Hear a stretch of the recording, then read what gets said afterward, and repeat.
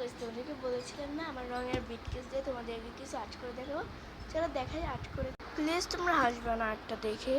So এটা হচ্ছে রঙের বক্স, এটা নিচে রাখছে আর্ট করা ড্রয়িংটা সরাই স্টার্ট করো। এই যে আমি জানি এই ভালুকটাও সুন্দর হয়নি, এটাও সুন্দর হয়নি, এই বাসটাও সুন্দর হয়নি, কিন্তু যতটুকু পারছি আলহামদুলিল্লাহ ভালো।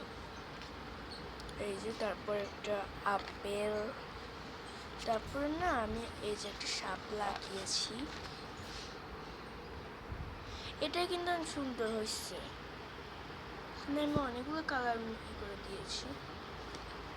সো আর এটা কিন্তু একদম এইখানে একটা আম ম্যাঙ্গো আঁকাইতে চেয়ে অর্ধেক আঁকায়, এখানে কিছু আঁকাইতেছিলাম কিন্তু আঁকাই নেই। দেখো এটা আমার টাচ। ধরো এখন সব পড়ালেখা কিরে ভাই, আমার ওইটা কোথায় গেল? আমার ভাল্লুকের জিয়াটা, এটা হচ্ছে আমার আর্ট খাতা, তো এর জন্য একটু এই অবস্থা। আর্ট খাতায় আমি আর্ট করি ঠিক আছে, কিন্তু আজকে এত এলোমেলো হয়ে গেল যে আমি কিছু খুঁজেই পাচ্ছি না। সবাই গোটা আমার এইটা আমার আর্ট, এটা কিন্তু অনেক কিউট হয়েছে বলতে হবে।